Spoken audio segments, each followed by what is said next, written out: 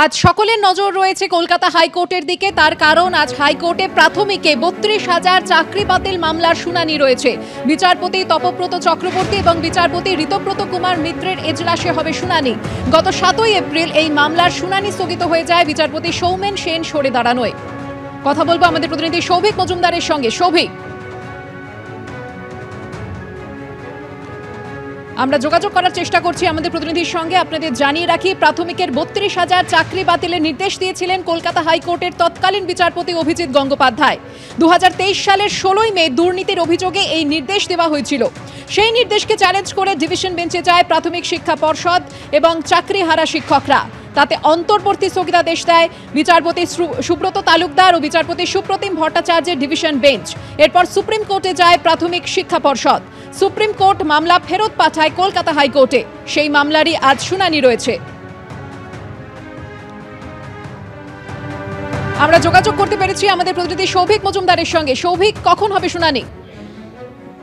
দেখো, দুপুর ২টোর কিছু পরে এই মামলার শুনানি বিচারপতি তপব্রত চক্রবর্তীর এজলাসে শুরু হবে।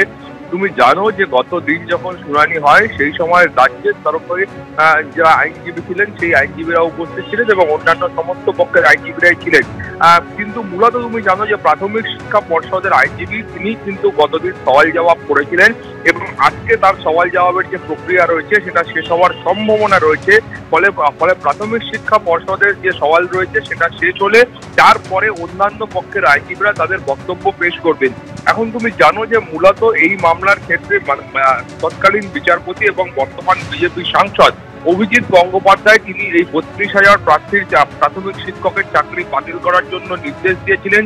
সেই নির্দেশকে সুপ্রিম কোর্টে চ্যালেঞ্জ করা হয় এবং সেখানে বলা হয়েছিল যে সমস্ত পক্ষের আইনজীবীদের বক্তব্য না শুনে তারপরে এই নির্দেশ দেওয়া হয়েছিল। ফলত কলকাতা হাইকোর্টে এই মামলা ফেরত পাঠায় সুপ্রিম কোর্ট এবং সেখানে বলা হয় যে সমস্ত পক্ষের বক্তব্য শুনে তারপরে চূড়ান্ত সিদ্ধান্ত গ্রহণ করতে হবে কলকাতা হাইকোর্টকে।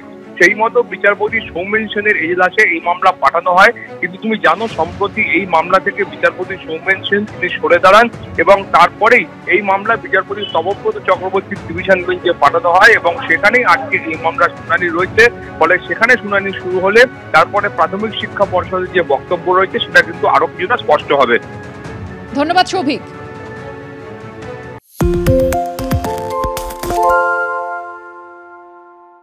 শুনতে পাচ্ছি না, বল না। আরে 10 টাকাটা ব্যাপার নয়, আজকে 40 টাকা দিচ্ছি কারণ 40 টাকা। বাংলা গলাবাজি চায় না, বাংলা খবর চায়। বাংলা খবর, বাংলার খবর।